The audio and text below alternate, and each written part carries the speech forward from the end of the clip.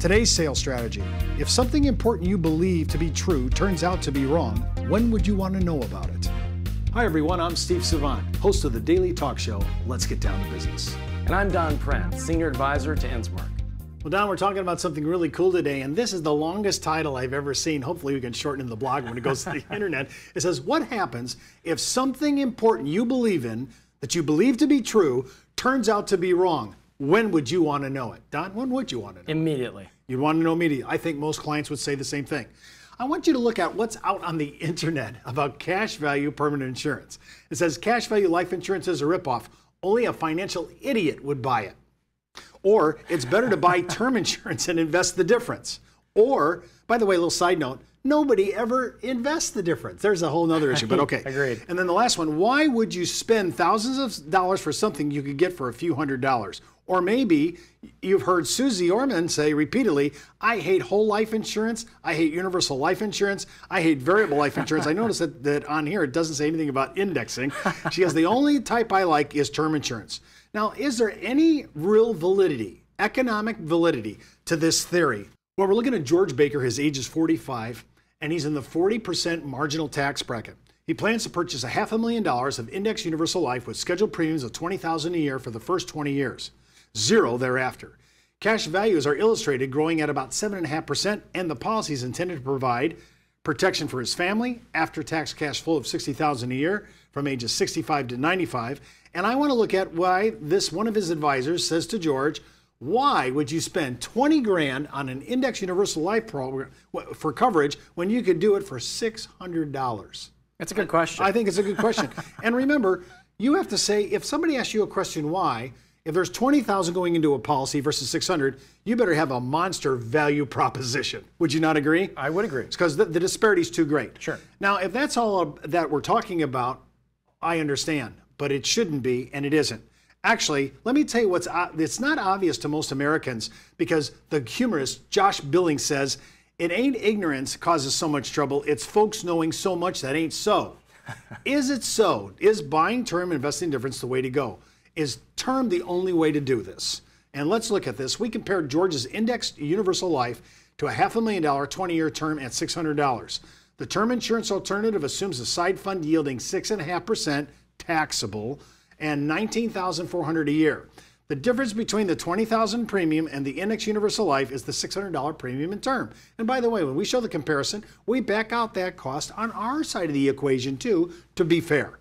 In order to match the term and the side fund, with the $60,000 in cash flow from the index universal life, we've put them side by side to see if we can deliver the same $60,000, which is our end game here. It's an income play, and look at which one does the best. I already know going in that the cards are stacked in our favor, but let's just look at the statistics and talk about it from a strictly math point of view. Don? Sure, and of course term insurance makes sense if you don't have the cash available to buy anything else, because you want to be able to protect your family if something happens to you. What we're really talking about is people that have the financial wherewithal to buy whatever they want, but perceive cash value life insurance as a bad investment. And when you look at the way the tax laws are in this country, with the tax accumulation, the tax-free distribution of withdrawals up to basis, tax-free loans, tax-free death benefit, you look at the fact that all of your mortality charges in cash value policies are paid with pre-tax interest. When you buy term insurance, you have to earn your money, pay your tax, and then pay your premium.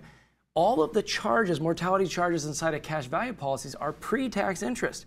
In Canada, I don't know if you know this, Steve, in Canada, they make you reduce your basis by the cumulative mortality charge. So when you get that money out, they tax you on the basis less the cumulative mortality, because they understand that this is such a huge advantage, especially as you get older and those mortality charges get high. The ability to pay those with investment interest that is never taxed is very significant. And so those are some of this isn't magic. These are structural tax incentives with cash value life insurance, and that's why the numbers look like this. Let's look through it. With the term policy, again, same premium in, 20 pay, and then starting in the 21st year, we're taking $60,000 out a year tax-free. The term and the side fund lasts 21 years, and then there's nothing there. They're able to pay out $699,000 in cash out of the side fund, and then they're both gone in year 21.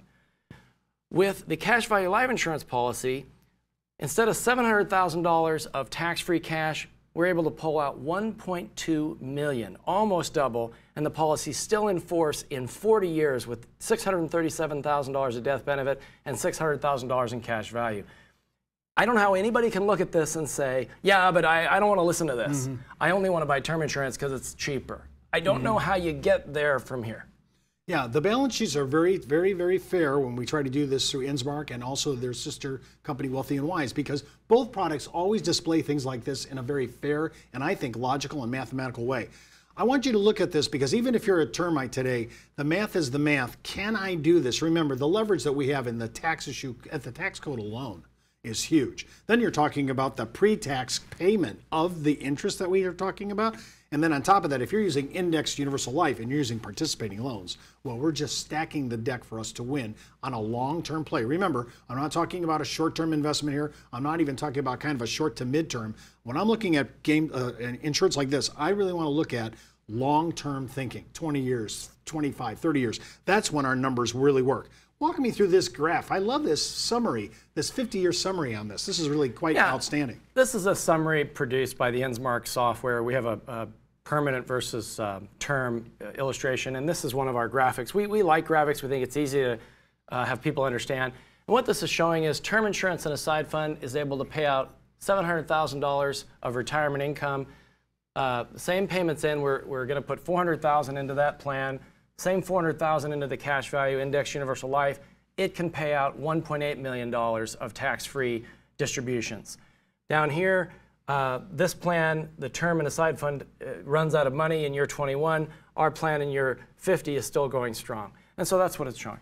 When you look at the comparison between term and investing the difference in a taxable fund, and you're looking at indexed universal life, which is a tax deferred and the ability to take out money tax-free with withdrawals of basis and policy loans to gain, I'm telling you that the numbers here, using everything else as equal, is a stark reminder that it's true, that if you believe something that you've been thought was true for all your life and you found out that it was not true, when would you want to know it? Well, Steve and Don just told you. Today's sales idea is brought to you by Ash Brokerage, the practice enhancement company. And by InsMark, the most widely used software when it comes to strategies and presentations using cash value life insurance.